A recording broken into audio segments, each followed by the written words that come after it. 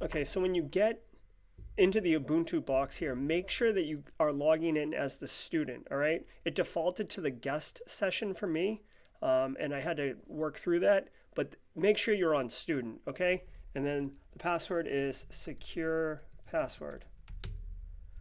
Great. This is correct, okay? So here's your terminal. Let's launch that. Should say student at Ubuntu, not guest. Let's run the command ps, which is basically running the processes. Grep tag v, grep, which I think the tag v, grep is a command that's pretty useful. It basically extracts or filters the results for specific values. Okay, so instead of getting here, I'll show you in a second. Grep sshd. Okay, so it's running, which is good. The lab manual is a little confusing, but we want it running.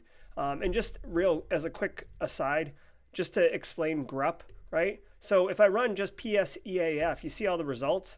Grep basically filters on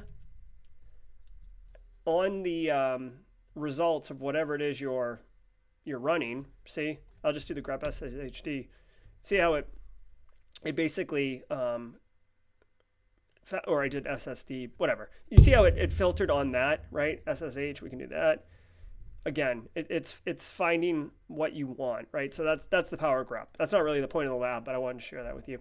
Okay, so let's clear this out. So it is running. Now the next thing we want to do is verify that the service deny host is not running, because that's going to cause a problem later if it is. Okay, so deny hosts status. Okay, it's not running. Okay, so we're good, right? The lab is built the way we want it to. Okay.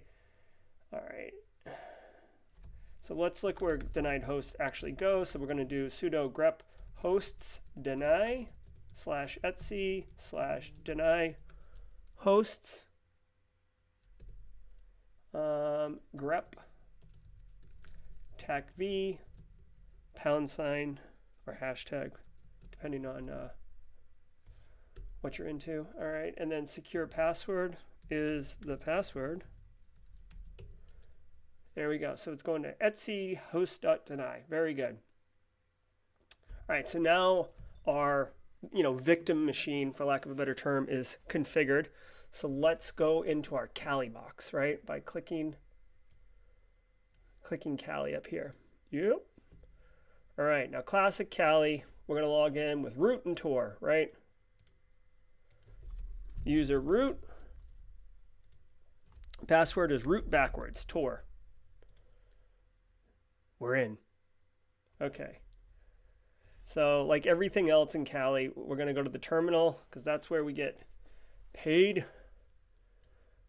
All right. Okay.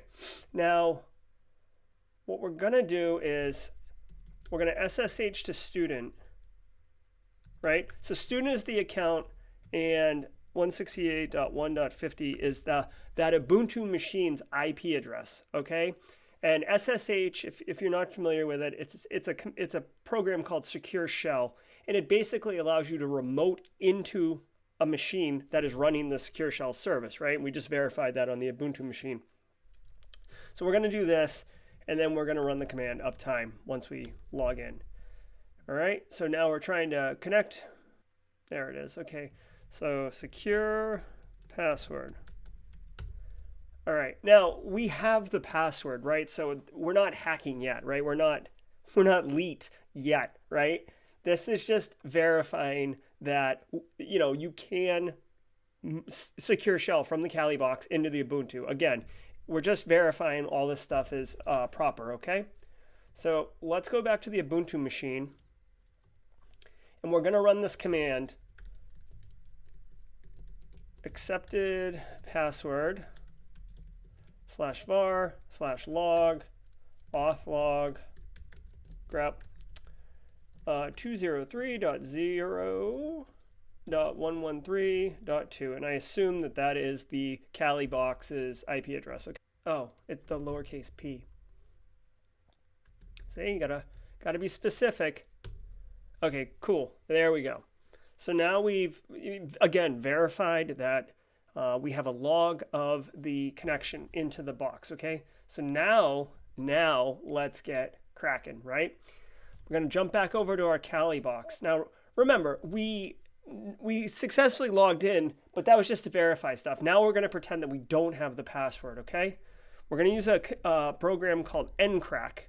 And like any other utility, if man ncrack doesn't work, you can do ncrack -- help, which is another common way of providing information to users of your program that developers write to explain to them how to use it. So you can look through this if you'd like, but it basically is just showing you you do the ncrack and then you pass it some arguments and then you give it whatever your target is, right? And they give you some examples of how you can use it right here. All right, so let's actually get going, okay? So we're going to do ncrack -v 192.168.1.50, right? That's our Ubuntu machine. We're going to do tac user root, all right? So we're going to be trying to get crack the root password for SSH here. TAC-P is like it's the password file list. So when you do brute force attacking, you typically need a word list or a dictionary, and there's tons of them out there if you know where to look. If you are interested, Google RockU, RockYou, RockU password list. That's one of the OG ones, and it's pretty good. And then we're going to attack the secure shell service. Okay? Hit enter, and this will take a few minutes. I'm going to jump the video forward. What it's doing right now is it's running through all these instances of the passwords and trying to log in. So this is basically automating brute force attacking instead of you sitting there typing in root at SSH root at this IP, try the password, fail, try the password, fail, try the password, fail. Right? It's code doing the heavy lifting, the hard work for you. And there we go. We got our password, right? So we know the root account password for this box, which is bad news, right? If you're not aware, root is like the super god mode account on Linux machines, right? Once you have access to root, you can do anything you want.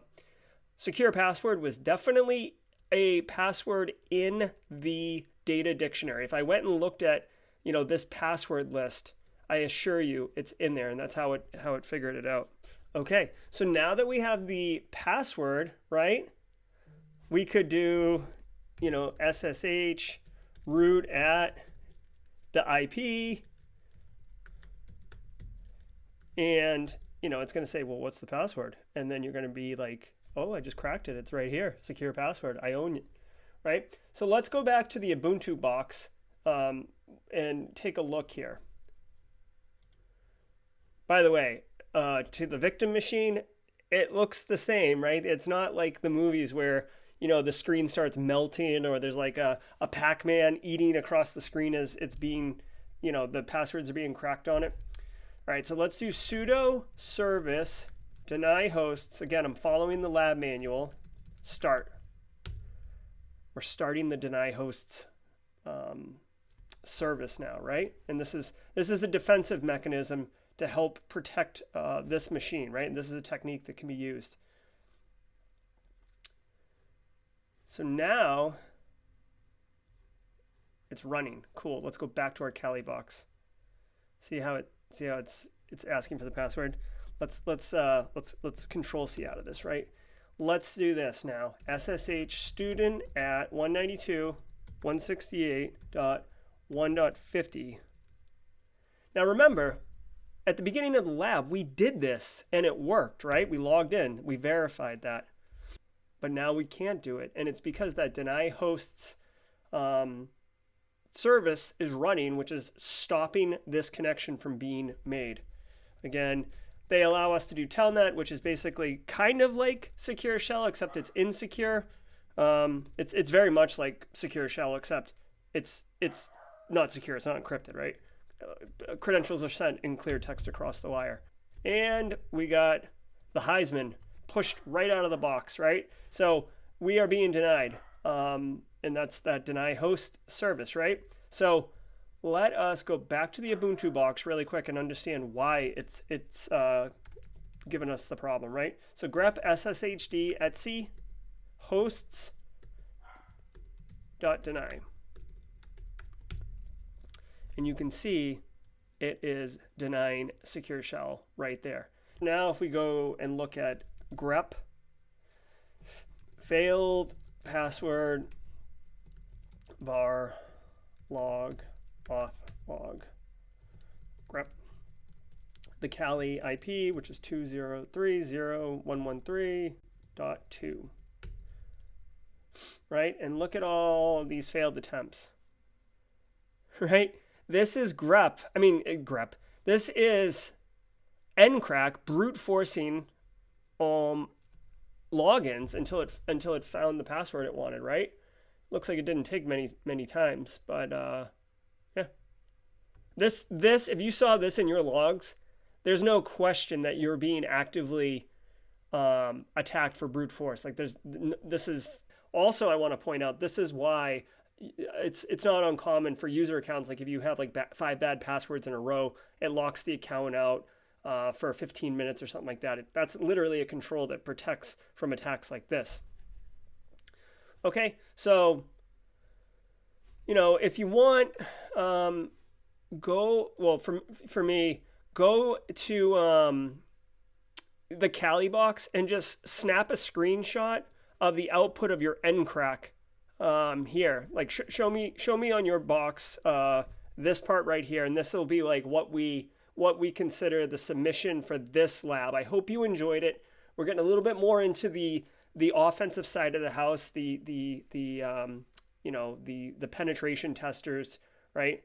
Using some tools and stuff like that. This one was a fun one. I hope you enjoyed it. We'll see you in the next lab.